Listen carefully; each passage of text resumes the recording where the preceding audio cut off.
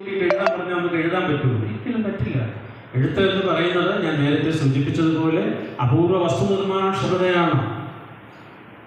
അപ്പോൾ ജി തന്നെ വീണ്ടും വേറൊരു തരത്തിൽ പറയുന്നു. മലയാളത്തിലെ ഏറ്റവും ഭാവാത്മകമായ സിംബോളിക് കവിതകളിലൊന്നാണ് സൂര്യകാന്തി. വായിച്ച് കാണുമല്ലോ, പഠിച്ചു കാണുമല്ലോ. സൂര്യനും സൂര്യകാന്തിയുമായിട്ടുള്ള ബന്ധം ലോകത്തെ ഏറ്റവും കൂടുതൽ എഴുത്തുകാർ ഉപയോഗിച്ചിട്ടുള്ള വസ്തുത എന്ന് പറയുന്നത് പ്രണയമാണ്. ഇന്നും എന്നും അതാണ് ഏറ്റവും കൂടുതൽ എഴുത്തുകാർ എഴുതിയിട്ടുള്ളത്.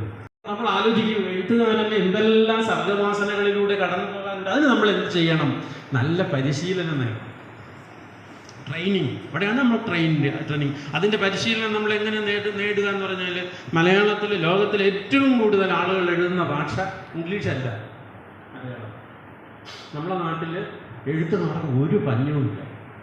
ഒരു ലോണൊക്കെ എടുത്താണ് പുസ്തകം പ്രസിദ്ധീകരിക്കുന്നത്. വേറെ നിവർത്തിയില്ലാത്തതുകൊണ്ട് ലോൺ എടുത്ത് അയാളെ ഒന്ന് അറിയിപ്പിക്കണം, അതിനെന്തോ കുഴപ്പം. പക്ഷെ അവരുടെ കുഴപ്പം എന്താണെന്ന് ചോദിച്ചാൽ, ഓരോ നാട്ടിൽ ഒരു 10-20 പേര് കൂടിയിട്ട് കവികളുടെ എഴുത്തുകാരുടെ ഒരു കൂട്ടായ്മയുണ്ട്.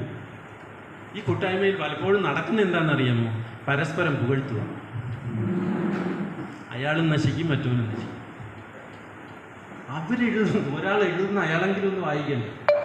വേറെ ആരും ഇത് പറഞ്ഞാൽ കിട്ടും.